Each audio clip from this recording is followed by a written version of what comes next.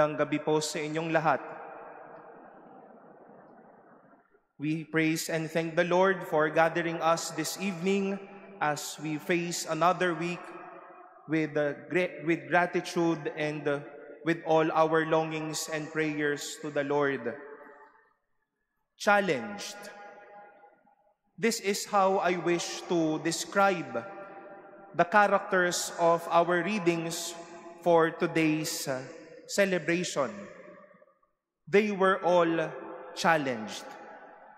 Sinubok sila sa kanilang pananampalataya at sa kanilang katapatan.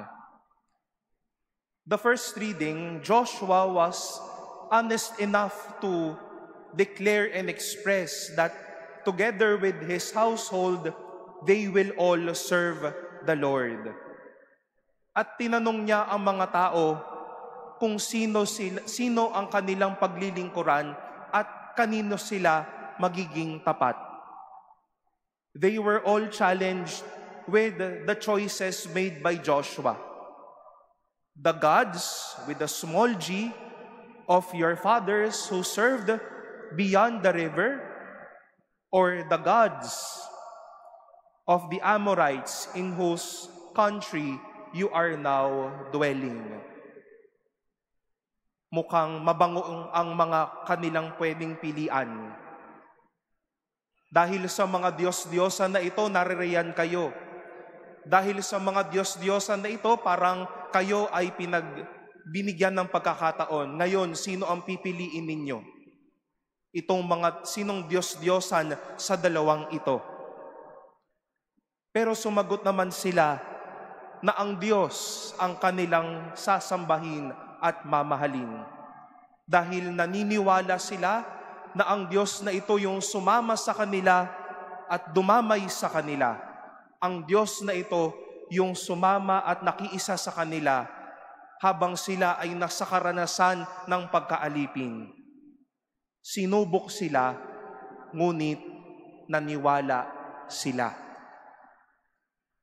But on the one hand, we've heard that today we shall now conclude our reflection on the 6th chapter of St. John.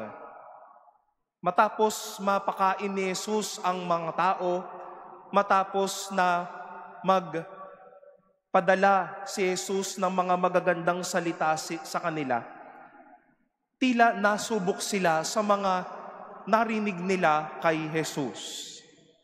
Nahirapan sila. They expressed that feeling by saying, "This saying is hard. Who can accept it?" At nakakalungkot po ang nangyari. St. John described the experience by saying, many of his disciples returned to their former way of life and no longer accompanied him. Sinubok ang mga taong ito ng mga salita at ehemplo ni Jesus, pero nakalimot sila. Sinubok sila, kaya pinagpalit nila si Jesus. Sinubok sila, kaya naman ang dali nilang talikuran at kalimutan si Jesus.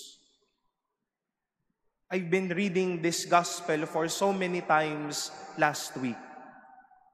And I cannot but feel not the sadness, not the madness, but the sadness in Jesus. Parang gusto niya pong sabihin sa mga pinakain niya, mga nabusog niya sa kanilang mga tiyan, those who were satisfied with all that they've heard. Ganun na lang yon. Parang gusto niyo na lang na tapusin na ang lahat para sa atin. Iiwan niyo ako. Pinagpalit na ninyo ako.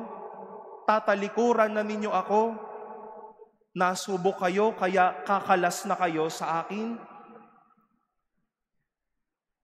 Mga kapatid, sa madami pong pagkakataon, dumaan din po tayo sa mga tao, dumaan tayo sa mga karanasan at sa mga salita na sumubok sa atin at talagang humamon sa atin.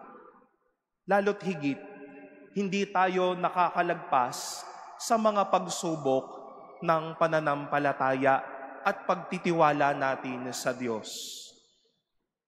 Mga pagsubok ng pananampalataya na tinatawag nga natin.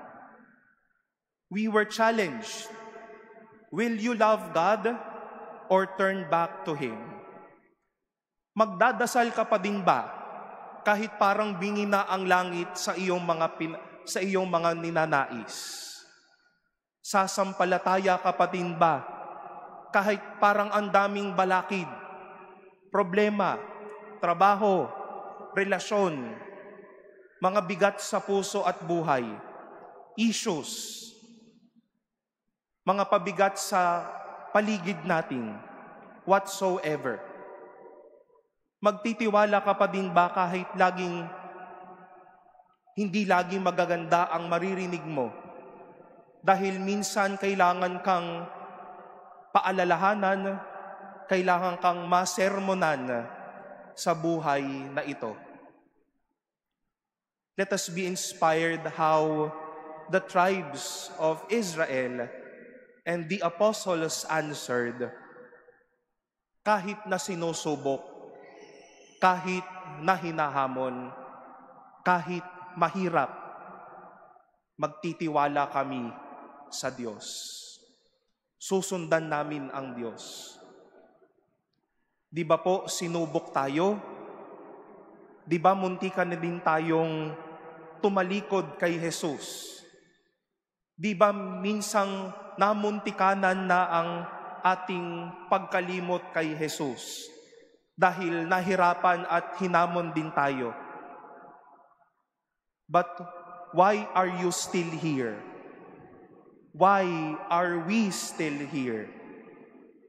Why are we still following, loving, believing, and trusting in the Lord despite everything that we've been experiencing?